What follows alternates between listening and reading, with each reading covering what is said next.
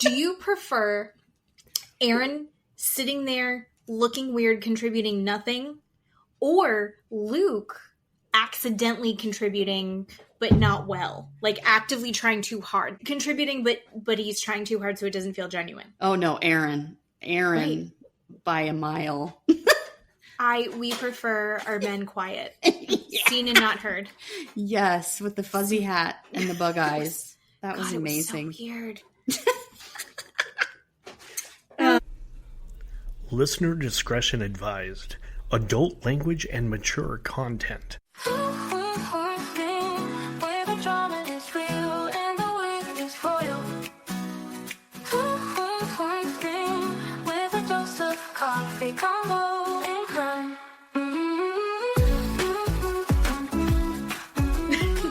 Welcome back, everybody. 2 Queens, 1 Screen. I'm Jen. I'm Keeley.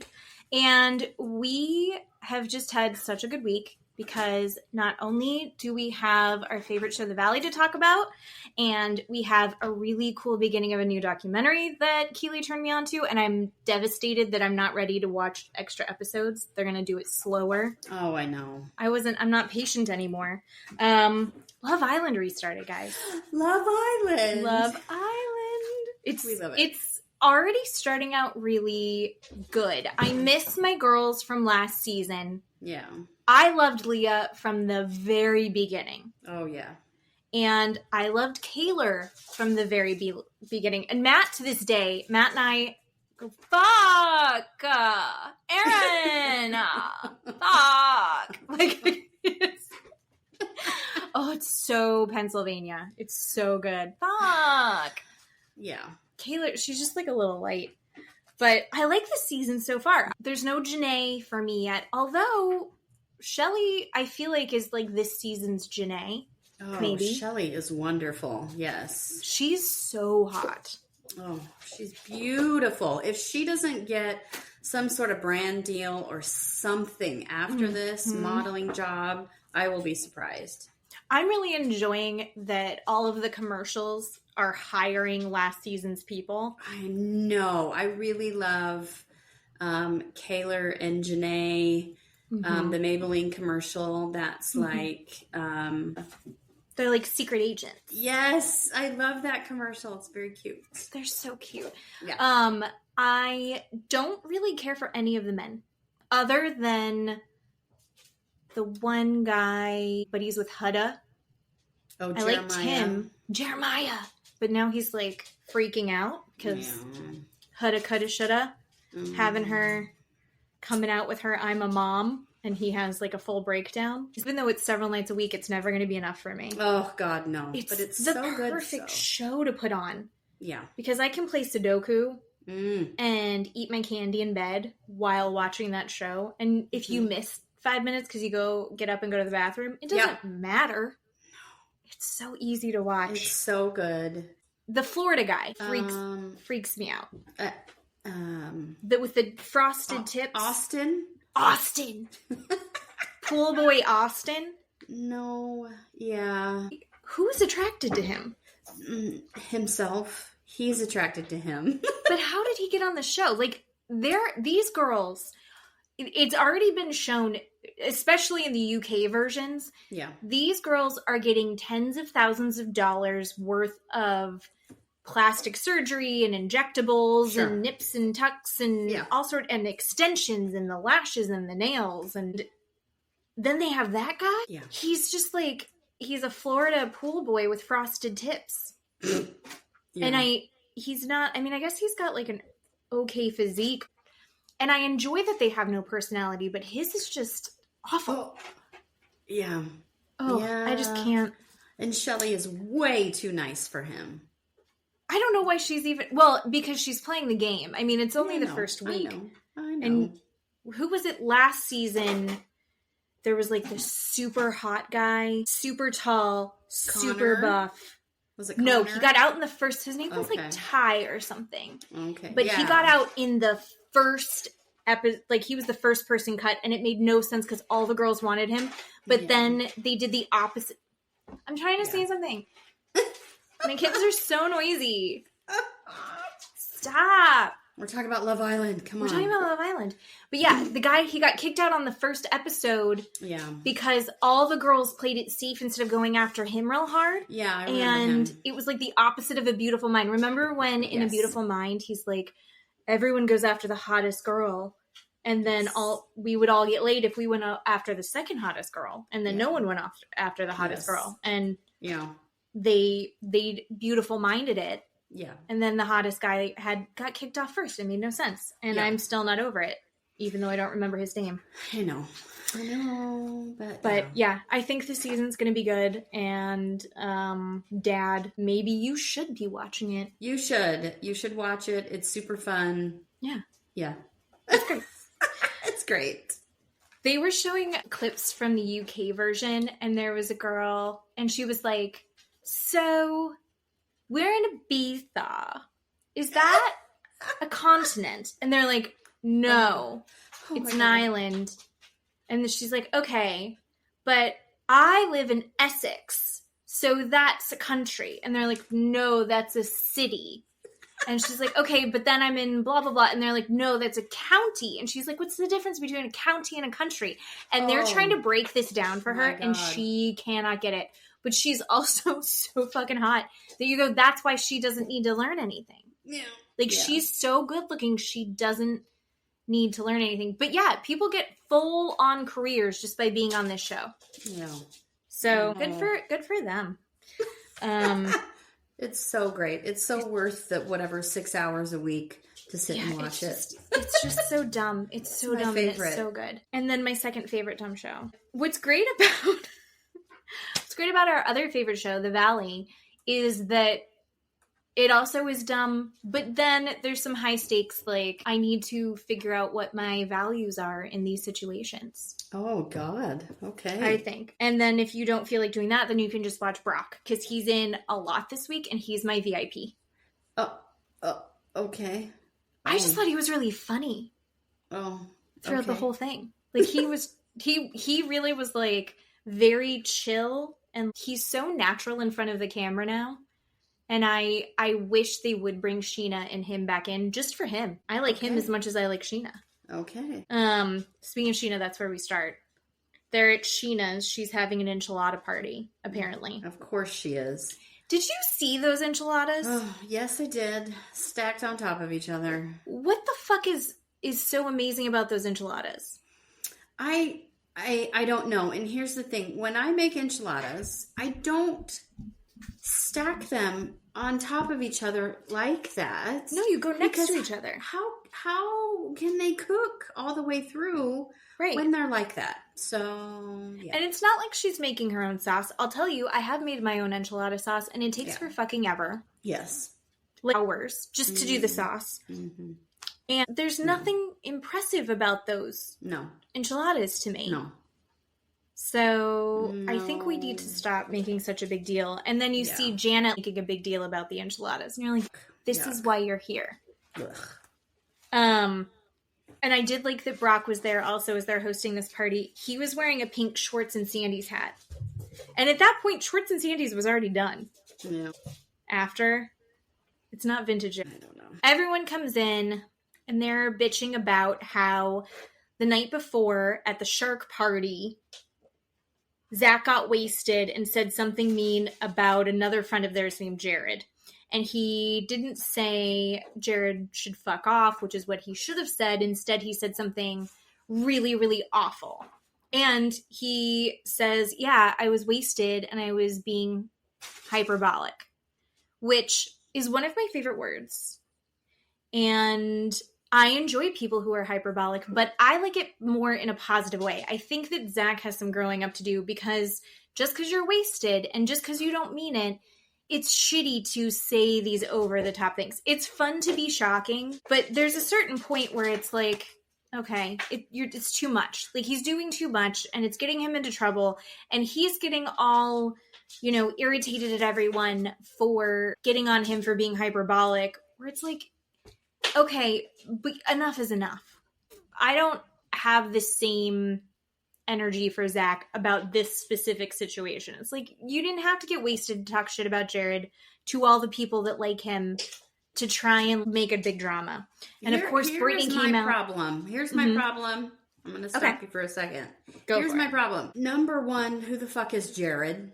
Do I care? No. I think he's the guy that was excited about her enchiladas that he's never had before because he used to be vegan. I think that's Jared. Why do we care?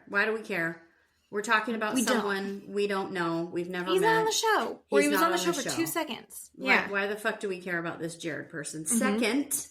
Second, we would never know that Zack is saying these things if he didn't have shitty fucking friends that are opening their fucking pie hole and playing telephone. Mm-hmm. So when you're drunk, you say, or you can do, this is what happens when you're drunk. Mm-hmm. You say shitty things and you have a friend group and this is what happens. So I'm sorry, I'm on Zack's side again. He has shitty fucking friends that they shouldn't have opened their mouth and ran and told on him. That's what I'm saying. I'm on his side. If his friends didn't open their mouth and run around playing telephone. I think, in general, you're right. This friend and this friend group and the shit talking that they are so happy to do. Yeah. They're happy to tell on each other. And that's why Zack gets so frustrated. That's why he gets so emotional. That's why he feels like no one cares about him. That's why he feels like no one has his back, is because he feels like he can't literally say anything to these people because they will run around and tell everybody everything. Granted, everybody says everything about everyone, which is fine. Well, but I understand his frustration. At the same time, he's also said, don't tell me anything you don't want me to tell to Kristen, because I'm going to tell Kristen and Brittany, because he's going to tell people too. So I think his biggest issue was that Brittany immediately scolded him. Yeah. And she went off and no one quite understood why. And Brittany's trying to explain the story to Brock. And then you've got fucking Janet in there just going, yeah, he's bad. He's so bad. I can't believe him. Janet, this literally had nothing to do with you. Nothing to do with her at all. She just wants to be part of everyone else's downfall. I don't know what... This isn't Highlander. Like, she's not going to be the last person standing. The show is not fun if everyone's in a feud and everyone's in odds and cannot come together at the end. And I don't get it. Like, that's exactly why Vanderpump fell apart at the end. Yep. That's why Real Housewives fell apart at the end. That's why OC fell apart. Like, we are doing this Valley reset for exactly that reason. And now Janet's coming in just trying to burn it all down. Mm-hmm. I'm so sick of her. And they also get into talking about the ring thing. And they had the conversation at the shark party, Janet and Jason and Jasmine and Kristen. They had that whole conversation at the shark party, put a kibosh on it. It's fine. Everyone's ready to move on. They kind of laughed it off like, obviously it's not real. And then when they got home later that night, Janet and Jason were telling the funny story of like, oh my God, listen to this crazy rumor. And that upset Janet's mom, and she started to cry a little bit. And the more that they talked about it, the more they got upset about it. And they've also decided that this rumor was not only being passed around by Jasmine, but Jasmine made it up. And so they are like full on super pissed at Jasmine. And she's now the one that's in trouble, which makes no sense. And Janet's going on this tirade, ripping Jasmine apart, ripping Zack apart. Basically, it comes out that Jasmine didn't even come to the party at Brock and Scheana's for the enchiladas because Janet was going to be there. Yeah. And Janet's just talking a lot of shit and got really upset and angry. Yeah. And then Brock was like, hey, Janet, are you done? Are you done now? Can we? And that was, thank you, Brock. He's like, we're trying to eat. Yeah. We're done. So that's 1 point for Brock. At the same time, Zack and Luke and Kristen are having the conversation, and basically like what you said, he's feeling abandoned by Brittany and he can't believe that everyone went after him. Yeah. And While I think that he has a point, all of them are doing what they're getting attacked for, what Zack's getting attacked for right now, and for what Jasmine's going to be attacked for at the beach day. They've been doing to other people. Yeah, they have. So, yeah, you're right. Do you see yourself in what's happening to you? I don't think they do yet. Yeah. Is the problem. So then they do a beach day, and they drove like an hour and a half to get to the beach. Yeah. And all they're doing is sitting in the sand. I know. But we get to see Aaron, Big Eyes Aaron, in his fluffy hat, watching everybody next to Michelle, not contributing at all. Contributing nothing. It was amazing. Do you prefer Aaron sitting there looking weird, contributing nothing, or Luke accidentally contributing but not well, like actively trying too hard, contributing but he's trying too hard so it doesn't feel genuine? Oh no, Aaron right. By a mile. We prefer our men quiet. Yeah. Seen and not heard. Yes, with the fuzzy hat and the bug eyes. That was amazing. It was so weird. They're all sitting around the fire. Brittany's excited because she has a date after. She looked real cute, and she's about to go out on a date. In the after show, they were asking about this guy, and we're getting some background on the guy. He's a dad, and he has a real job, and he's super motivated, and he does things like texts her good morning. The bar is in hell. Right. It couldn't be any lower. No, she's like, he didn't throw a single table at me. Like, it's so sad. But here's the thing. I have single sisters, and watching them date online, it is, yeah, these guys are not, like, they're barely doing shit. Sure. It's so depressing. One sister actually has a new boyfriend who I really like. And Matt and I have so much in common with him that I'm going to be mad at her if it doesn't work out. Aww. Isn't that sad? No, yeah. I don't mean it. I mean it a little. So things are all testy because we have just about everybody there. Yeah. The only person that isn't there is Jesse, which ideal, honestly. So no Jesse and no Jax. And no Zack. Yeah. Oh, and right. Nia and Danny. Yeah. Okay, so there's a lot of people not there. I take it back. But we had extras because we had Quiet Aaron, and then we had Brock and Scheana. And Lala. Good. And Lala. Mm-hmm. Who Lala's just sitting there on her phone the whole time. Lala added nothing. Yeah. She had nothing to add. And which, delightful. Because she's either, I want Lala doing nothing, or I want her ripping Jesse apart, and otherwise I'm not interested, honestly. Yeah. And she was just on her phone the whole time. Yeah.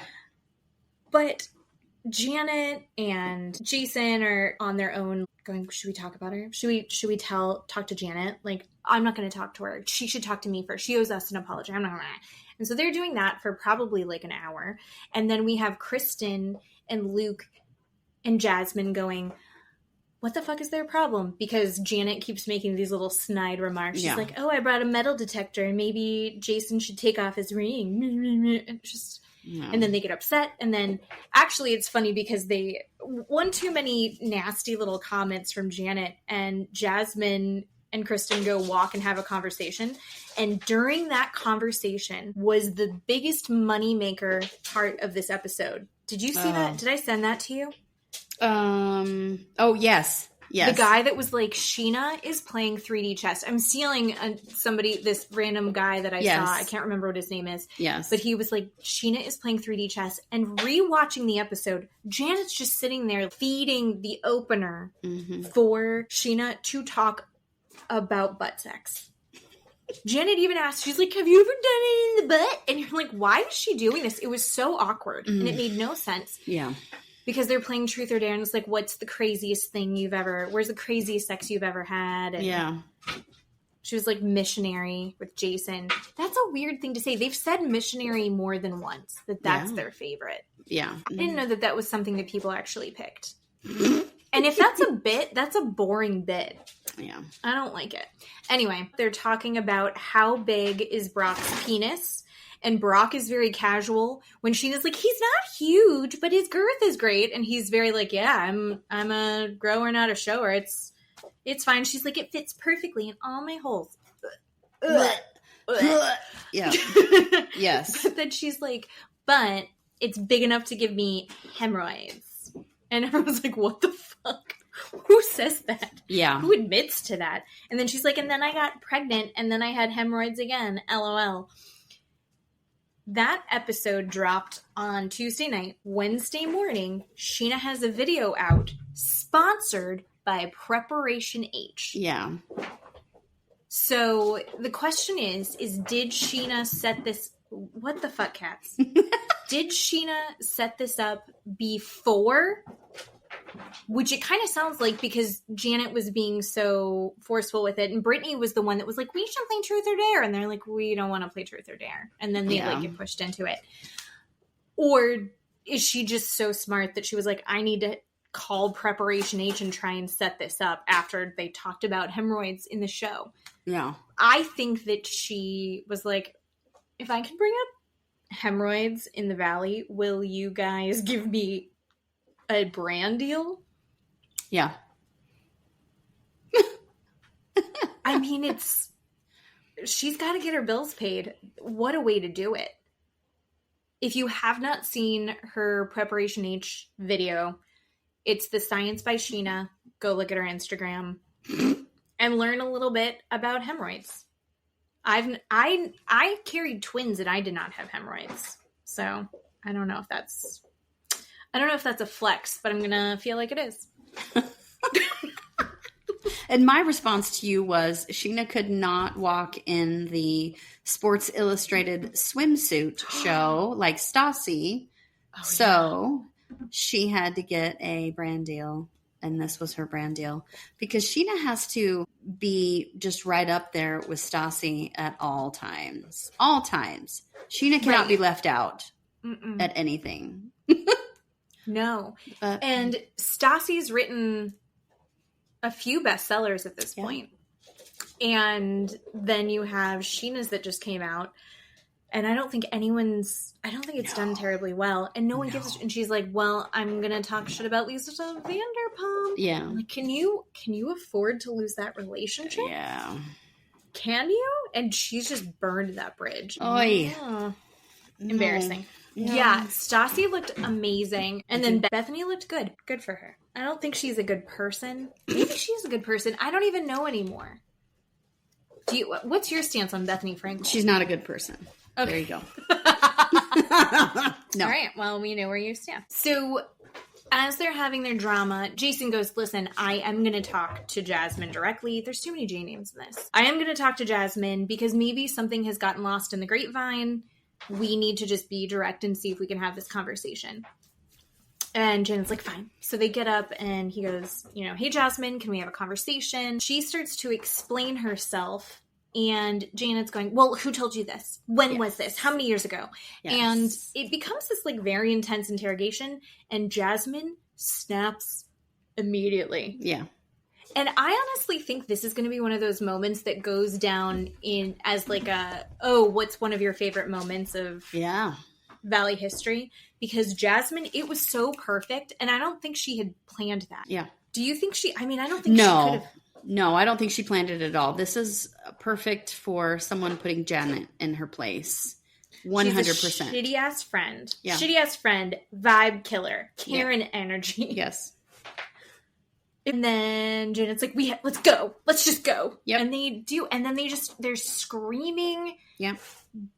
Jason, I feel like his emotions were so heightened in this. I didn't really understand why he couldn't see that his wife was sitting there egging this whole thing on. Yeah. When you sit there and you poke someone over and over and over again, and then you can't be shocked. Janet was doing it in front of his face, and he still was like, she's out of control. And then he called Jasmine the snake. Yeah. All of this ring thing apparently comes from another group of friends who had stopped being friends with Jason because of Janet. Yes. And they talked shit. Jasmine will not say their names because she's not a snitch. I don't know. Say the name. If they're not friends, who gives a shit? Yeah. This is the whole point of the show. Zack is going to tell everybody. Kristen's going to tell everybody. Luke's going to accidentally tell everybody. Danny's going to say some shit. Like, just say it. We're already hearing about Jared, who's not even on the show. So, like, tell us the other people who don't matter. Yeah. Right? Here's the thing. Janet is one of those people who is going to isolate her husband away from all of his friends because she is a narcissist and she wants her husband to have no one but her. No one. And she is a psychopath and really scary. I think she's a really scary person because she did this with Danny. Jason and Danny were friends, and then she got in the middle of that and forced Jason to get in this weird, awkward fight with Danny that he didn't want to do. And he tried to apologize, and that was weird. And now he's doing that with Jasmine, where Jason and Jasmine were really good friends. And then Janet gets in the middle of their friendship. And now he's calling her a snake in the grass, where he looks like he doesn't want to have this fight with Jasmine. But Janet's in the middle of it now. So she's just completely isolating him from all his friends. Right. I think it's when his relationship with someone becomes closer than her relationship with someone. Yep. She needs to be the number one guy in the group. Yeah. And when that is threatened, she takes him out. Mm-hmm. Because Nia, I don't think, was ever really going to be friends with Janet. Oh, no. Like, they're just never going to meet up on the same vibe. Nope. Nia's friends with Kristen. I don't even totally get that. I think it's that they're both trying to be more whole people. Yeah. You know, when you're like, I'm in therapy and this is what I learned from my therapist. That's like half of what I text Keeley. I'm like, this is what I learned from my therapist today. Yeah. When you're both on that journey, I guess you could be two totally different people and you're like, ooh, we're trying to do these things. I think maybe that's what they connect on. And Nia and Michelle, that makes sense. Nia and Brittany, I don't even think they're that connected anymore. But Danny's connected to people. So it was like when Janet wasn't going to get the relationship from Nia that she wanted. Yeah. And Danny was closer than she was with Nia. I think she's like, burn it down. Yeah. I don't even know that she's consciously doing it. I feel like that's what we keep seeing. I think she's consciously doing it. I think 100% she's doing it on purpose. She apparently did it with this friend group that Jasmine's talking about. Yeah. So, I mean, a whole group of people that other people are still friends with. Yeah. So they stomp off the beach. Mm-hmm. And that's the end of that. Brittany did go on a date with that guy, and she's very excited about it. They're hanging out at a coffee shop all together the next day. Nia, Kristen, Zack, and Brittany. And she's telling everybody about the great date. And they're questioning why that fight happened. Again, because they're like, why did this turn into something that they had laughed it off before and then it escalated? Yeah. And now they're bringing it all back again. Especially when Jasmine's like, it doesn't make any sense. Jasmine, do you remember when you were telling everyone how awful Danny was? And then you apologized, you squashed it, and then you brought it up again? Yeah. That's true. This feels like another version of that. But now it's happening in her direction. Mm-hmm. Yeah. And then we have Zack confronting Brittany about how she goes after him. And he said, you know, when Jax would do something bad or Jax would be out of pocket, you try and hide it and you would excuse it. When Janet does something like that, oh, poor Janet, like she's just got XYZ going on. But when I do something, you sit there and chastise me. And Brittany said that she does that to everyone. And she's like, if I think someone's wrong, I tell them that they're in the wrong. I don't know if that's true, though. No, 100% that's not true. I think that she takes Zack for granted. I really do. I think she's afraid of Janet. I said this episode 1. She is afraid of Janet. And that's what her friendship base with Janet is about. 100%. I can see that from a mile away. She will run to Janet the second anything she sniffs out or hears anything about Janet, good or bad, because she's afraid of her. What is it? I need someone to investigate this. I don't know, but Brittany is starting to be on my shit list. I'm starting to not like her right now. I would prefer that she goes like, I have too much shit on my plate and I'm just going to back away. Like Michelle has. Yeah. Right? Yeah. Yep. You could be the glue that holds it all together, but you don't have to be involved. Yeah. She could just back away from it. And I think that would be so much better. Because I think that Brittany is 100% a victim in all this Jack shit. And I think she has got to be completely overwhelmed. Yep. But you can't get involved in the other shit that's happening and then be shocked that, if you take a side, people are going to be pissed at you. Yeah. When you're not on their side. Mm-hmm. Especially when they're babysitting your kid so you can go to a party that they weren't invited to. Right. Right. I think you have to start siding with Zack more. And if you decided I'm totally going Team Janet, she needs to stop gaslighting Zack. Yeah. Going like, why are you upset? I was on your side too. Like, no, you fucking weren't. Yep. No, I completely agree with that. Nia and Danny. We don't really see too much of them, but we do get to see them go to a spa. Mm-hmm. And they get like a lymphatic drainage spa treatment. I swear to God, I'm going to kill this cat. Oh, it's so cute, but it's so loud. Okay. So they go to the spa and they do the lymphatic drainage treatment. And I had actually almost gotten a lymphatic drainage add-on for my birthday, but then I decided not to. And I got a scalp massage instead, and it was incredible. And I'm so glad that I didn't get lymphatic drainage because that looked fucking painful. It did. That looked awful. It did. I've never had one, and it looked terrible. That's what Darcy and Stacy do with the rolly thingies. Yeah. I would like to look better, but I don't know that I'm willing to be in pain for it. Yeah. I feel like you'd get a bruise, maybe one or two from that. And then Nia's just like, just let it happen. Embrace the positivity of the moment. Just oh my God. Absorb the good. Mm-hmm. And then they have another conversation about kids versus house, and she wants to have a baby soon. She's like, you can't get a mommy makeover if you're going to have another kid. Yeah. I like how direct she is with that. That's fair. Because this is the mommy makeover. Like, it's the whole thing. Specific set of surgeries to get it. Yep. I didn't bother. Because I'm fine. This is all fine. Good for you. Thanks. You're welcome. So Janet and Jason, they go back to their house. You're watching them the next day after they had that giant fight with Jasmine.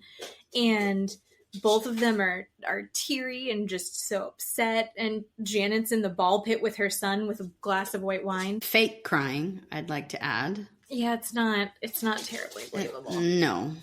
Jason actually emotionally distraught. Janet was like, I don't understand why she's so angry at me. And it feels like a breakup. Who would say these horrible things? And it's like, yeah, she has genuine contempt for Janet. I think Janet has done a lot of little petty shit, and everyone's just slowly getting really fucking sick of it. Yeah, I'm pretty sure the whole world is. Everybody's over Janet, and Janet is going on social media and podcasts and radios and shows saying, why? What do you mean? I don't understand. Well, I don't understand why people don't like me. Are you serious? Stop it. So the main public complaint about Janet as well is that she is a fan that kind of wormed her way in. And Scheana's like, no, we just became friends. And Janet's like, yeah, I loved the show. And just naturally, we also happened to become very close friends. Here's the thing. I would 100%, if I was Janet, even if I'm just as myself, if I could get on the Valley and hang out with them and just be around this nonsense, I'd be the villain for that. I think that would be so fun. I would totally do it. A normal person, a person that does not live in LA, was she from Ohio? I think so, yeah. Ohio, moves to LA and just happens to become friends with Scheana. I'm sorry. If I live in Boise, Idaho, I moved to LA and I happen to become friends with Scheana, I'm sorry, there's something funky there. something fishy doesn't smell right. No. I think we know too much about their lives. And I'm going to be honest, I don't think it's that hard to be friends with Scheana. I think you share your iPhone location. Right. And I think you agree with everything she says. Right. And you go, oh my God, these enchiladas are incredible. Right. These are like magic. You must do something special. And the answer is she stacks them.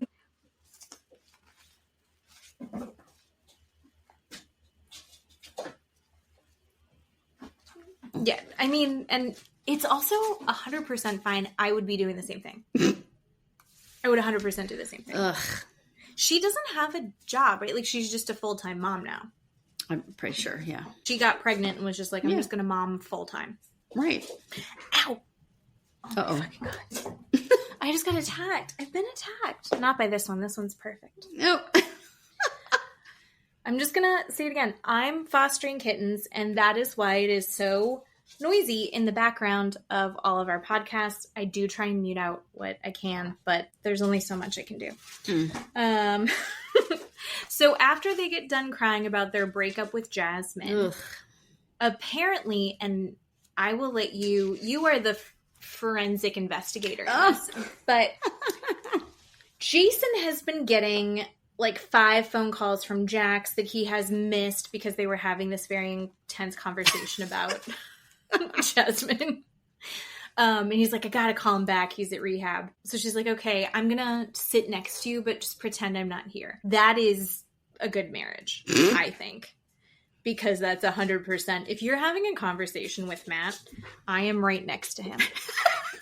If there's juicy gossip, he's not, I'm just put it on speaker. Put it on speaker. I can't tell you how often I'm like, speaker. Because he's not going to relay anything correctly. Nice. I'm sitting there texting him the questions that he should be asking. So, again, I am pissed at Janet. I would be doing the same fucking thing. So Jason calls Jax, and Jax is talking about how, while overall things are good for him to be there, also it's been really hard, and he's starting to realize he did just completely lose it when he found out that Brittany was with his best friend. But also, he's like, I was pushing her away as well. You think, sir? And he goes, I was pushing her away as well, and I didn't even realize it. And she let me get away with so much, and she let me treat her so poorly and didn't ever say anything to me about it. I was like, that's not exactly how it happened. He's like, she should have left me so much sooner. He somehow is like, I take full accountability because I was awful. She shouldn't have let me keep doing it. I wish she would have said something to me so I would have stopped. And then blames her, right? So. He blames her for his mistreatment of her escalating. Yeah. It was like, well, she let me get away with XYZ, so I thought I could throw a table at her. Yeah. It's insane. Yeah. And Janet and Jason are sitting there going, yeah, good. It seems like he's really getting it. This is the first time we've really heard you take full accountability. It was like, we all just heard him blame Brittany for letting him get away with treating her poorly. What? What is happening? And Jason says, it's really amazing what you've just done and taking accountability. I think if you really do want to start making it up to Brittany, I think the first thing you need to do is help her with this mortgage situation. She's really freaked out. And Jax is like, yeah, well, I'm giving her all the money for the podcast until I've paid everything off because I don't just have the cash to make ourselves right or even or whatever. And they're like, well, that's great. Good job. And then they get off the phone and Janet and Jason are like, wow, what a great job he's done. Which, during the conversation, it was bullshit. Jason is supposed to be a lawyer. Aren't you supposed to sniff all of this out? Yeah. Okay, but do you want to tell us he lives extra with bullshit? Psycho anyway, but that's true. Yeah, so if you're watching the show, so first of all, Jason is not in the boys group chat because he apparently has an Android phone and not an iPhone. So number one. Number two, Jason says, well, Jax is calling and texting me I am going to FaceTime Jax. Well, you can't FaceTime on an Android. You can only FaceTime on an iPhone. So we see Jason FaceTime Jax on an iPhone. The iPhone is a light colored phone. And then we see it cut away to Janet watching the conversation. Then it cuts back to Jason. Now he's talking to Jax on a dark colored Android phone, FaceTiming. But you only see it from the back. Right. We only see it from the back. And then it cuts back to Janet, cuts back to Jason, and it's back on this tan colored iPhone. So it does this back and forth a couple of times. And so I sent you a couple of clips from Facebook and TikTok that people are noticing this. I noticed it too, saying that it's either a fake conversation or it's been edited pretty poorly, that Jax is not in rehab, that maybe he's at his condo and filming this or something like that. That's what I think. Yeah. That's what I think. I don't think he's really there anymore because he's been all over the place. Yeah. He's out signing leases. He's going to the gym. Yeah. It's bullshit. So you brought up the fact that maybe Jason was using Janet's iPhone, which is plausible and completely fine. Totally fine. And if that were the fact, then why doesn't Jason use Janet's iPhone the entire time? The whole fucking time. Just use it the whole time. Right. So why is the shot being cut back and forth between the two Android, iPhone? Why are we seeing two different shots? I don't quite understand the editing there. No. And here's the deal. I know that the people that are making that show, those producers, are making fucking bank. That show has made so much money. Yeah. So just let us suspend the disbelief. Yeah. You can't have someone there making sure the consistency is there. Yeah. That's all you got to do. You just got to make sure that it's consistent for us, the viewers. Yeah. Because we are nitpicking everything that they do from head to toe. Yeah. Just make him hold the same phone. Yeah. We know that they re-record. This isn't new. Yeah. We all know that in Vanderpump, the famous scene where Tom Schwartz pours a beer all over Katie Maloney. Yeah.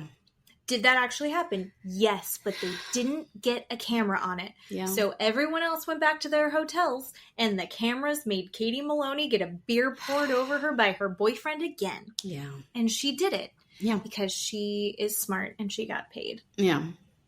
But some continuity. Yeah. Somebody should be watching for basic continuity here. Yeah. Here's the thing with me. I don't honestly believe that Jax took responsibility for anything.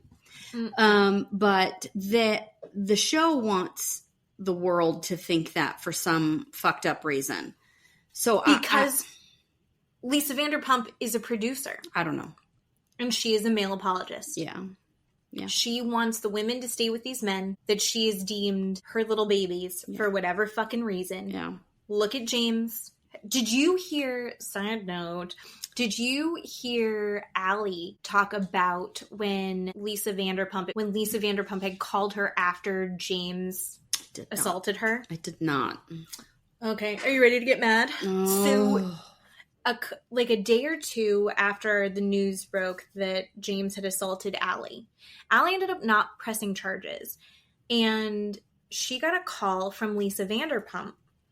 We know that he picked Allie up and threw her on the ground. Yeah. Lisa Vanderpump knows this as well. We all found out at the same time. Yes. And she told Allie that he is an alcoholic. Yeah. And he is trying to do better, and he is slipped up, but it's Allie's job to stay by him. And Allie needed to support him. So if you're Allie, and you're having Lisa Vanderpump, who's been so supportive of you and your boyfriend, and helped your career, and literally given you tens of thousands of dollars. Yeah. and you hear that, do you brush that off? She was like, I didn't even know. And she's like, what, 24, 25? Yeah. Just fucking angry at Lisa Vanderpump. But keep the shows, and if I ever go to Vegas again, I will be going to a restaurant. Yeah. And that example is why victims do not come forward for years or at all with any of their stories because of stuff like that. Because they don't want to be viewed a certain way. They don't want people to think a certain way. It's and I think horrible. They also spend so much time blaming themselves. Yeah. And questioning if they really are a victim or not. Yeah. And Allie 100% was a victim. Right. In that situation. Right. But then you have someone of Lisa Vanderpump's stature and wealth and celebrity looking at her, talking to her, making excuses for James, the actual predator, and talking to a victim, turning a predator into a victim. And that's not okay. Which I think is what's happening on the Valley right now. Oh, God, in the show. Yeah. With, look at him, he's trying. Look at how hard he's trying. Right. And he's doing all of these things. Right. Listen to everything he professes to be doing. And it's just bullshit. It's awful. No. Yeah. Speaking of, we go to Brittany's house. Oh my God. So she's at the house that she owns with Jax. I think her mom has kind of been staying there off and on, and she's been going back and forth since Jax has been in rehab. Yeah. However, since Jax has been in rehab or the mental facility or whatever the fuck this place is that lets him do whatever the fuck he wants, he's been going back and forth too. Yeah. So he took a bunch of the little papers or whatever they had used for the security cameras. Yeah. He had unblocked all of them, but also they have these super, super high ceilings. And he also hid the ladders so Brittany can't cover them back up again. Childish. Yeah. So, and he's been spying on her. Brittany FaceTimes Jax's sister. So, one, to give Jax's sister an update, and also so that Jax's sister can see Cruz. And just so you know, in my profession, that's called stalking. Well, at this point, has she even gotten a lawyer yet? No. I don't think so. So she's just dealing with it and dealing with it and dealing with it. Yeah. But she calls Jax's sister and she starts explaining to her that she's being watched, and she's explaining to her, oh, by the way, and my rings are missing. Yeah. Like my wedding band and my engagement ring are just gone and I have no idea where they are. And then the producer, it's so insidious. The producer comes and goes, in the shot. Walks in the shot. We've never seen that before. Never heard these producers. Never seen them before. Right. Yep. Fully breaking the fourth wall. Yep. And she's like, you need to see what Jax just sent me. Yeah. And Jax sends to the producer that Brittany is being so childish. So somehow he can also hear what's going on. Yeah. And he's not texting that to Brittany. Nope. He's not texting that to his sister. He's texting that to a producer. What the fuck and why is he doing that? And also, Brittany's saying, I don't have, the security cameras that we have don't have sound. So she dismisses it. Yeah. And it's like, he can clearly hear you. He can hear you. And she's like, he's bugged the house? I don't think he did. And it's like, you have proof right in front of you that he has done this. I think she's so overwhelmed that she can't process it. He clearly has bugged the house. So he's listened to every conversation that she's had in that house. Yeah. That's fucking weird. Yeah. It's creepy as shit. And he wants to make sure that everyone knows that he's able to do this. And the security cameras that they have, I have security cameras around our house. I'll be honest, it's mostly because we want to see the weird animals that walk around our house at night. Yeah. All of those have sound to them. And I don't have the fanciest version. The version that they have in their house looks expensive. Yeah. I think that he just never told her that those have sound before. Like, she doesn't know how to access it. Valid. I think you're right. So not only, the wedding bands are missing. He's stalking her. And then in the middle of her trying to have a conversation with Jax's sister's like, oh, he's calling me. I've got to go. And she's like, yeah, talk to him. I'll talk to you later. I'll catch up. And then she immediately gets a call back. Jax is in the hospital because he's having a heart attack. He's having heart palpitations. They're rushing him to the emergency room.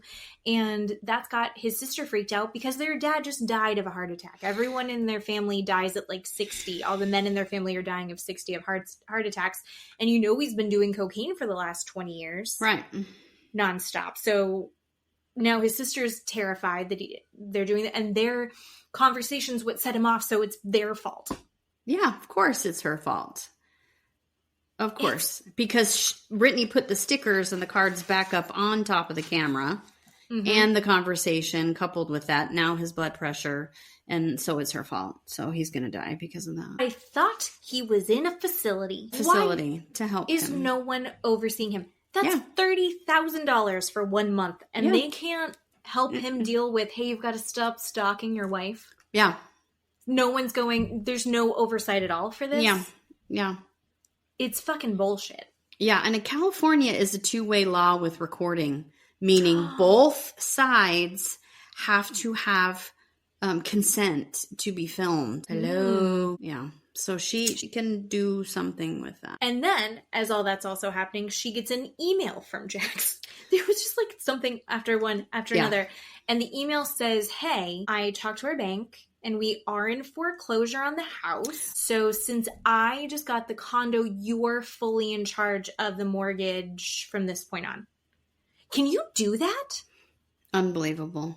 And which I think maybe I just picked up on. In the after show, she is paying for his back taxes as well. He's not doing that. She's doing that. What a fucking dickhead that she is having to pay for his back taxes that he just decided that I'm not going to pay for. I mean, this man is so incredibly financially abusive that I can't even get over, and still blames everything on her. And he was so fucking tight with their money and forced her to keep everything separate. She wasn't the one that wanted everything financially separate. Yeah. He's the one that wanted everything financially separate. Yeah. And he was so shitty on her and micromanaging of her spending. Yeah. Why was he like that? Because he was projecting. Yeah. Because he was spending all of his shit on coke, drugs, and bullshit, like coolers that you can use as mopeds. Oh. Do you remember those? He was attacking her for doing the things that he was doing. Yeah. She wasn't actually doing it. It's nuts. Yeah. Do you remember in season 1 when they were going to the charity event and he jumps down her throat about how she can't donate a bunch of money at this charity event? Oh, yeah. For their friend who needed a kidney transplant. Yeah. And he's like, don't spend money, you just bought 2 purses. And she's like, yeah, and I can afford to also give it this. I can do what I want. Yep. So it does come out that they have that podcast. Yep. And I think we talked, did we talk about it this time? The RSS feed. Yeah. So their podcast is worth like $1 million. Yeah. I mean, our podcast, I think, is worth at least tens of dollars. And it's so crazy to me that they're making a shit ton of money. She got the $2 million from Jenny Craig, but she's like hustling. She is out there doing what she has to do. The boyfriend or the guy that she's seeing now, she met him hosting a bachelorette event at the bar that she and Jax opened. Yeah. I mean, she is hustling. And we know that Jax is as well with his eBay and like all whatever else. And his mascara. And his mascara. And then also remember he did the hairline. He was going bald. Oh, yes. And so he partnered with whatever that company was. Yeah. But he's telling everybody like what he's done. He's giving her the RSS feed. And for some people, he's saying that he just handed it all over to her. Other people, he's like, that's all hers until the money is paid back. Right. He can't keep his lies straight because he can't keep his lies straight. One after show, he said he paid off the mortgage. This after show, he said he's given her the RSS feed to pay the mortgage. She's like, he hasn't done shit. I'm doing it all. Like, I mean, figure it out. He said that he's sent her $25,000 to $30,000 over the last few months. Brittany said that he's not doing anything and that she asked him for $5,000 and then he sent her $3,000 after multiple times of her asking. Yeah. And he said, I'll send you 3 and then I'll send the rest eventually, and then never sent her anymore. No, stop. None of that is true. So she finally has a lawyer, and I hope that lawyer has told her that she needs to hire a financial investigator. Yeah. I Googled it. It could take anywhere from like $2,000 up to like $35,000 in a divorce. Oh, yeah. I have a feeling it'll be in the far end. But if she's getting millions of dollars of deals for her podcast, which now her podcast is its own thing and Jax's podcast is his own thing. If she's making money, that will be money well spent. I want her to get everything fully separated. I want her to stop having to pay his taxes. Sick. Jax is fucking gross, and I don't know how he keeps getting away with it. Mm-hmm. And I remember reading that he had gotten fired from the show because Ring camera footage came out, and then I'm wondering if that was fake, because I haven't seen anything to substantiate it. Yeah, me either. Lala had a podcast with Brittany, and they had talked about the Ring camera footage, but they weren't saying that he was fired. But then there was a rumor going around. I don't know if that is true or not. Yeah. Part of me doesn't want it to be true because I need him to be able to make money to pay his wife back. Mm-hmm. And I'll still watch him on TV. I'll hate him, but I'll watch him on TV. Awful. But at this point, I would rather watch Tom Sandoval on TV. Oh, my God. How angry is Tom Sandoval that, like, no one gives a shit about him anymore? Well, speaking of a Tom, how funny does Tom Schwartz look in the after show? He looks like he's being held at gunpoint while everybody else talks. Like, why am I here? And what do I say? I mean, it just kind of cracks me up when they cut away to him and he's not quite sure what comment to make. Oh no, he is so uncomfortable. You can see him in his mind going, don't react to this. Right. What do I say? Such clearly bullshit. And every once in a while he'll very gently call Jax out on a lie. Yeah. Or be like, I think you need to chill out with like what your horrible thing you're saying about Brittany this time. Yeah. So Jax is he's a fucking monster. And it makes me, I'm going to victim blame. It makes me irritated at Brittany that she's yelling at Zack for being hyperbolic when she should be getting a fucking lawyer. Yeah. No, I agree. That's why she's bugging me right now. Yeah, she's on my shit list right now for that. Just the shit that she needs to deal with, and I feel like she's looking everywhere else. Yeah. And maybe that's actually justice for Brittany. I do love Brittany, and I want the best for her in all of this. But I genuinely think, is this a self-preservation mechanism? Is she just going, I can't look at how horrible this is, so I'm going to look at something else? I think we've all been in those phases, and this is like a giant house on fire situation. Yeah. It was probably in real time 10 minutes of, oh my God, he has taken off all of the cameras so he can spy on me. Also, he hid the ladder so I can't fix this. Also, somehow he's listening to us as well. Also, he stole my rings. Which he said that he told her, which is another lie. I mean, come on. Tried to, at first, sell them back to Kyle Chan, who designed them, which Jessica was like, you can't do that. They were a gift. Like, you don't get to be the one that does it. And he goes, well, fine, it's fine. It doesn't even matter. I put them in a trust for Cruz. Yeah. Don't believe that for a second. No. I don't believe it for a second. No. Yeah. If he still has them, which I doubt he does. I don't think so either. But if he still has them, he's going to pretend he lost them. Oh, sure. He will not be giving those back to her. No. And I hope she goes after him for the price of those too. Oh, yeah. Yeah. Because that was not cheap. No, it was like 70 grand is what I heard. Ugh.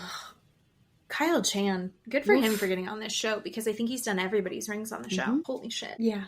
I don't believe anything he says, and I just want to see bad things happen to him. So I hope they keep recording him. I hope he wasn't fired so I can keep seeing bad things happen to him. Oh my God. All right. Well, now that we're all worked up from that, I think we need to do some true crime story time. True crime story time. We should make a little song. Somebody's got to make a song for us. This is an HBO one. Oh my gosh, it's so disturbing. So it's a 3-part series, and I wish they did not all come out. I keep checking every single day, but I don't know. Sundays. It comes out Sundays. It's called The Mortician. Oh my God. It is so much worse than I thought it was going to be watching it. But it is about just a lovely, lovely gentleman we get to meet named David Sconce and his family, but mostly about David. So we get to meet David, and David is being released from prison. He's serving this prison stint was 10 years after a series of incarcerations. They don't really tell us what the series of incarcerations were. But he's in the Mule Creek State Prison in California, but he gets out, he gets paroled. So it's 2023 when he gets out. So we get to meet this fine gentleman. His backstory is, his grandfather is Lawrence Lamb, and he owns the Lamb Funeral Home in Pasadena, California.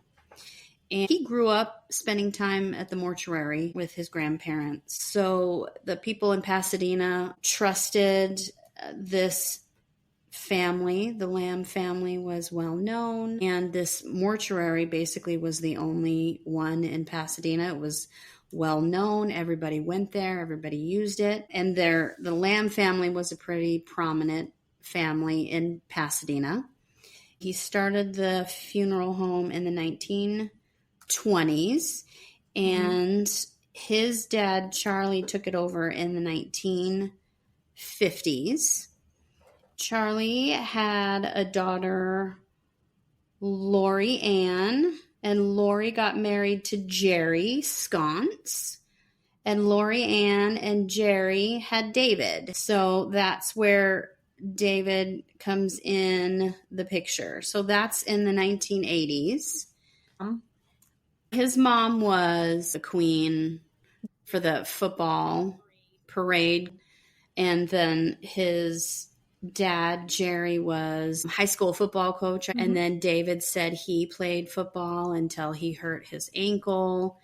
And then his family took over the funeral home in the 1980s. And when David hurt his ankle, they said, hey, you need to go to mortuary school because we have the mortuary. We want you to take it over. And he was like, I guess okay. I didn't really think about it, but since I can't play football anymore, I guess I'll go do that. They tell you about the funeral business. It's pretty lucrative, right? I mean, everybody dies, right? There's always going to be a funeral business. And Pasadena's pretty big.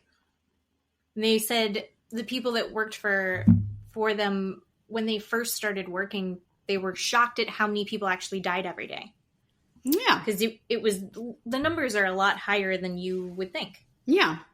And a funeral is the next biggest expense you're going to have next to buying a car or a home. They talk about a little bit of the background of the funeral and the religious background of undertakers and morticians. They started to model themselves after doctors and lawyers, and they would, dress nice in suits. They would dress the part. And then it started to become a family-run business. The funeral business became a multi-billion-dollar business every year. After a while, the funeral service became so expensive, cremation came into as a lower cost part of the funeral. Mm-hmm. So then certain funeral homes didn't have a crematorium. They would have to use a mortuary that had a crematorium. So the Lamb Funeral Home had their own crematorium on Mountain View Cemetery. So another family owned the cemetery that their crematorium was on. David Sconce, who this story is about, went to mortuary school, and his family, the Lamb family, said, okay, you can run the crematorium that's on this cemetery land. So he's like, oh, okay, cool. So they let him have full control over this crematorium. when he was in mortuary school, he started asking people, how much do you guys charge for cremations? And people were saying, $200, $350 a body. And he was like, I can do that for a lot less. He thought, I'm going to just charge a lot less. I'm going to offer services and get more bodies for a lot less services and see how that goes. The family that owned the cemetery started to notice that the crematorium was getting more business. So David had just a van. There was 2 chambers or ovens inside the crematorium. The family would notice, right, that the smokestack would go up a couple of times a day, 2 or 3 times a week. They started, it was 10 cremations a week or so. And so in 1980, I guess, technically the family took over the mortuary and the crematorium. And this was in 1982 when David was the sole owner and the operator of this crematorium. And he said he would just drive around from Santa Barbara to San Diego, which is quite a drive. Going from mortuary to mortuary, hospitals and, nursing homes and all of these places to pick up these bodies. And he said there was a cost, right? He had the cost of the cardboard container to put the body in and the cost of the diesel fuel for the cremation, for the oven, and the box was $5. Right. And the diesel fuel was less than that. Right? Ugh. And the part that was crazy to me is that we end up finding out, I'm sure we're going to find out a lot more about this. One body goes in and you burn it, and it takes 2 hours for the body to totally burn. And then it takes another 2 hours for the oven to cool all the way down so that then you can take out the ashes. So he should have been, with the 4 chambers, he could probably get, I think they said 8 bodies done a day. Yeah. If he was very well organized. Yeah, and he was charging $55. Everybody else was charging, like I said, between the $250 and the $300. And so people were really excited about this $55 charge. He was getting quite a lot of business. He started to hire people to help him retrieve these bodies. These former football players, they would drive to go get the bodies, come back to the crematorium, and put the bodies in there. They said in 1981, before David took over the crematorium, the cremations in the entire year of 1981, they did 194 cremations for the whole year. In 1982, when David took over, they did 1,675 cremations. So something is up. The math is not mathing. Yes. So, we meet the people that David is hiring, and they're describing quite intimately how this whole process is working. David has these kind of meat hooks inside the crematorium that he's using to grab the body, put it inside the oven. He's paying these guys $6,000 a month because he's making so much money. I mean, $6,000 a month now would be great. Yeah. That's insane. And these guys that he's hiring are combination of ex-football players. Yeah. He's an ex-football player. Yeah. He's really interested in big meaty guys, or crossover with some of these guys that are from LA. Yeah. That are in gangs. Yeah. These kind of gang members. And there's this very specific kind of dude that they're getting involved in that, and they're doing these jobs. Some of them are on drugs while they're doing it, and I think that's what you need to stomach what the stuff that they're doing. But also he's so nonchalant about it that I guess they watch him do it and you go, oh, I guess it's not so bad. That makes it easier for them to stomach what he trains them to do. Like you said, you put one body in and it takes 2 hours, and then David says, well, if I put 4 bodies in, it's going to take 4 hours instead of 2 hours. And then he just starts to amp it up and put more bodies in at a time. And he's thinking, okay, I can retrieve more bodies. I can get paid more money, and just keep this going around the clock, 24 hours a day. And the owner of the cemetery is noticing the crematorium is going quite a bit, right? The 24 hours a day, the smokestack is going all the time. And he cannot figure out how he is doing these cremations when he knows how long it takes to burn one body and to cool the ovens down. So he's not quite understanding how it's all working. One of the guys is explaining, because he said, I watched how he would fit. He said that he would at one point fit 15 bodies in one oven. He said he would break collarbones. He would break an arm. He would break a leg to position 15 bodies in these ovens. To be able to fit them in the most compact way, to be able to burn them at the same time. He was having contests with these guys to see who could get the most bodies in at once. Yeah.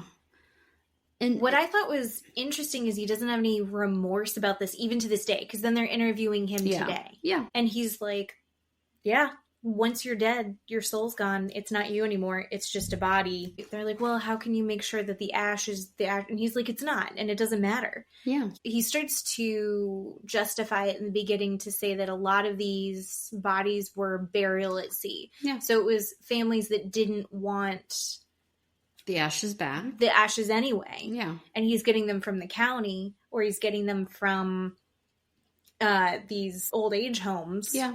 And so it didn't really matter. But then he was doing it to everybody. It was very Jax Taylor vibes, honestly. Like, he was very comfortable justifying what he did. Yes. Unbothered. Yeah. And in the middle of all of this, he meets a woman. He gets married. This woman is very in love with him. He is very in love with her. She loves this family, his mother and father and brother. They're kind of this quintessential, wonderful magazine picture family. They were literally the Maytag family. Yeah. They were in a Maytag ad because they were so involved in like football. They're like, look, we wash all of our team's football jerseys in our washer, our Maytag washer. Yeah. His wife at one point said his brain never stopped working. He would come home and read a book, watch TV, and be on the phone all at the same time. He was always going, and she never really thought anything about it. She visited the crematorium twice. She had no interest in it. It was just this brick house with 2 ovens, and it was just not interesting to her. They showed pictures of it. It was just kind of creepy looking. It just wasn't great. And so she was at home, and the money would come in, and they would go on trips, and they would buy jet skis, and they would buy boats, and they would buy cars, and David would buy trucks and gifts and things for these workers that he had. He treated people really well, and nobody really thought anything negative or bad or different about what was going on. Nobody thought it was wrong. No, not at all. And David even said, look, even if you cremated one body at a time, you can never really ensure that all of those ashes are not mixed up with another body. And he's not wrong. I mean, he's not wrong, really. No. I mean, to some degree, you're probably going to get, some ashes from the body that was just cremated from before. So, but he was very flippant about it. And I think a big part of the industry of funerals is based on this idea of trusting the standards and the honor and the care that people are going to be giving their loved ones. And they show in the documentary, I don't know, the survivors, the families that trusted him and had their family members cremated by him. Yeah. And they're holding their urns and they're like, I don't know. I don't even know what's in here. Yeah. Oh. Yeah, it was very sad. People say that David's parents were very hands-off with the crematorium, very hands-off with him. They really kind of wanted nothing to do with it. 1982 was roughly over 1,600 cremations. 1983, there was 3,487 cremations. Good grief. That is more than doubled the year before. So then the funeral industry around Pasadena starts to pay attention to this, and people start talking. Not just the people in the city start talking, but the other competitors in the funeral business start talking, and they're like, what in the actual fuck is going on? They're wondering what he's doing, how he's doing it. There is a competitor named Tim Waters who is wanting to talk to David himself, and they sit down for a lunch. And Tim owns a funeral home called the Alpha Society in Burbank, California. Tim and David sit down and have a discussion, and doesn't go well, apparently, but they don't really get anywhere. The two men don't really tell each other the truth. They don't think either of them are on the up and up. Tim does not think David is a good person, thinks that David is really kind of skeevy, and thinks something backwards and sideways is going on with David's cremation and David's business. Tim decides that he's going to write an article about David in, I guess, this mortuary magazine that they have, which is a thing. I didn't know that there's a mortuary magazine. Tim was going to write this scathing article about David, but then they circle back and they explain, even in more detail, if you burn one body and you were to scoop up all the ash, it would fill up a half a trash can. A little bucket. A little, like a 1 gallon bucket. Yeah, a 1 gallon. But David was burning so many bodies that he could fill up an entire 50-gallon trash can. A 50-gallon trash can. And in one day, he was filling up 9 at a time. In one day. That's how many he was doing in one 8-hour day. And so he was doing massive amounts of cremations. And they were trying to put it in perspective for us of how many bodies he was doing. As they were telling us, they said, well, then he was making massive profits on the other stuff. And I'm thinking, oh my God, the other stuff? What other stuff is he doing? And then these gentlemen, so the drivers and the guys that were putting the bodies in the ovens, and he said, well, he was cutting off body parts. And I thought, oh my God, cutting off body parts for what? Well, people would have jewelry on, right? Mm-hmm. Rings, necklaces, piercings, things like that. So David said, if the body swells when it dies, so you would have to cut the finger off to get the ring off. Mm-hmm. And they had a hanger, I guess, apparently, like a clothes hanger in the crematorium that they would put the rings on. And his wife explained one story. She noticed one day David came home with a styrofoam cup that had the letters A-U. He was carrying this cup that had the letters A-U on it. She didn't know what that meant. Oh, I knew immediately.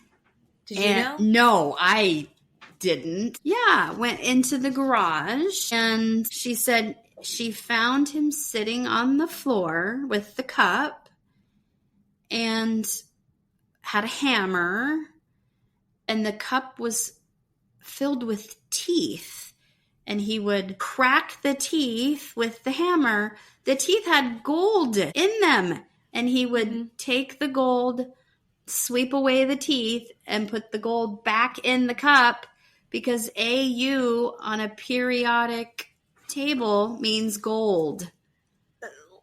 Oh my God. And that's back when everyone All your fillings were actual gold. Gold. Yes. So he was making so much fucking money off of that. He was calling it popping chops. He was so icky. Making what, $20,000 to $30,000 a month on gold teeth. The producers or the people who were interviewing him for the show said, "Did you do that?" And David said, "I never did that. My employees did that. I only did that if the family requested it." But the drivers all said, "No, he always did it. We didn't do it. We didn't like doing it. We never wanted to do it." So this guy is creepy. I mean, serial killer vibes, totally. I think the fact that his demeanor is so nonchalant about it. Yeah. And so brazen. Yeah. I mean, we're just getting into the story, but I think the fact that he must have gotten away with it for so long. Oh my God. He doesn't seem to really be tuned in. This is why I say Jax Taylor vibes. Oh God, he does not seem to really be tuned in to what he's done is so horrible. Yeah. And this is only part 1. And we got 2 more episodes, 2 parts to go. So then they show us 1984. So we went from 3,400 cremations to over 4,300 cremations in 1984. So now we go back to Tim Waters, the other funeral home owner who's going to write this scathing story with another gentleman for this magazine.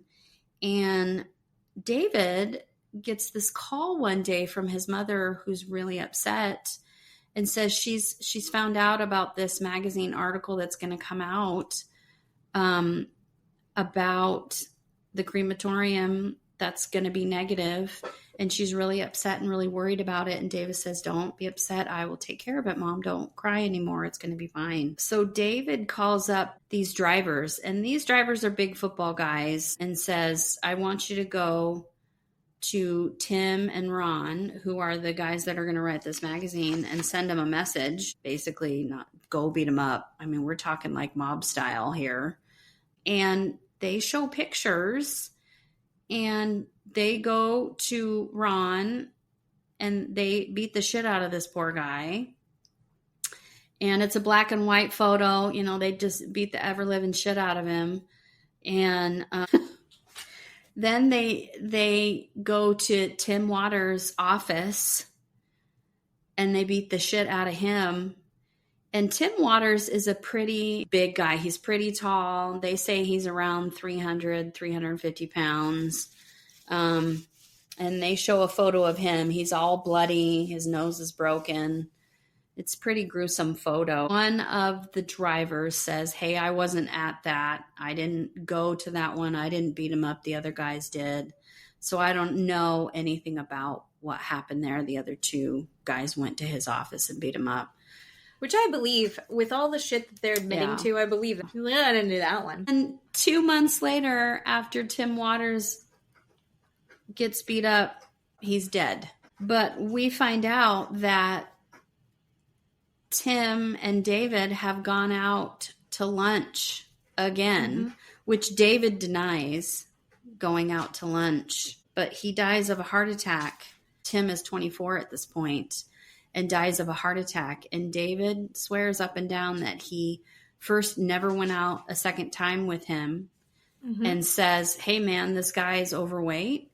And of course he would have died of a heart attack. But his drivers, his employees that work for him are like, he 100% poisoned him or killed him somehow. He absolutely did this. But if he's still denying it, then I guess he wasn't convicted of that at least. Right. We still don't know exactly. I mean, unless we Google it, and I'm not going to because I want to watch the show. Yeah. To find out. So apparently that's one thing he got away with. Yeah. But yeah. So that's where the episode ended. David denies doing anything. But probably did. So, this is like, one, it's mortuary, death, funeral, all of that creepy, right? Yeah. Even as much as those of us who have lost family members and gone through that process, it's a supportive thing. But in general, it's, we're uncomfortable with it in our society. And then you've got this other level of like, not only is he involved in the cremation business, he's doing it in a shitty way. Yeah. And then he's doing it not only in a shitty, disrespectful way, it's also cruel and unusual and really fucked up. And then he's also like his own version of a funeral mob. He's created a funeral mafia. Right. And clearly has been in and out of prison for 40 years, right? Since the 80s. Unbelievable. I'm hoping to get more information about his family and what was going on there, because his ex-wife starts to tell a story, and she was clearly just head over heels with him. Like you said, obsessed with the whole family. Yeah. And she tells a story that at her wedding day, his mom comes up to her and says, "Are you sure that you want to do this?" And she's like, "Of course, your son's so great. I love him so much." And then his dad comes up to her and goes, "You don't have to do this. Are you sure that this is what you want?" And she's like, "Yeah, I definitely want to do this." And then his grandfather comes up to him and goes, "Is this what you really want? Is this definitely what, you don't have to." And she's like, "So that's fucking weird." Yeah. So what did they know? What did they know? Yeah. About him. Does he have a psychosis diagnosis of some kind? Right. I don't know. There's something going on there. Yeah. So part 1, stay tuned next week for part 2. Jax Taylor is going to be on the Valley, and then a version of Jax Taylor in the cemetery business. My God. I'm excited about Wonderful. It. All right. Well, thanks for listening, everybody. Yeah. And this one will be a little bit shorter than last week. Yeah, so you're welcome. And hopefully I'll edit some more of these cats out of the background of us talking. Go watch Love Island. Oh my God, Love Island is so good. Yeah. It's so good. And then tell us who your favorites are. Mm-hmm. I love Houlda Coulda Shoulda. I love your favorite? Belle Dasha. Belle Dasha. Belle Dasha. Okay, really quickly, we need to talk about... Don't come on here if you're not gonna have sex. Oh, come on. No, I don't want Christian girls. Come on. You can kiss me on the cheek. This is not... I want you to do what... Oh, God, I can't remember her name. The elevator salesman. I want you to have a blindfold on and be tongue first with everyone. Oh, my God, Alandria. Holy shit. She's Hannah too, last year did that too. Tongue first. Oh, Hannah. Yeah. It's so good.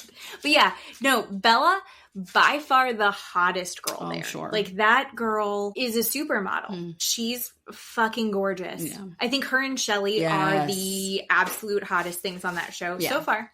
Yeah. So far. That's true. But she shouldn't be on the show because she's not putting out. Oh, you're so judgy. Go back to therapy. You're so judgy. Don't be on the show unless you're putting out. Stop. You do not have to be a whore to be on this show. Stop it. Do not give me Dutch Brothers coffee unless you're bopping around and you're going to compliment my nails. I'm calling your dad right now. Oh, he will agree. No. He will agree with me. He will not. No, he will. Okay. So everyone, tell us what you think. Who's your favorite on Love Island? Let's see if it changes by next week. True. And thanks so much for listening again. Yes. And Keeley, I love you. Love Thank you for doing a podcast with me. See you next week. Bye-bye.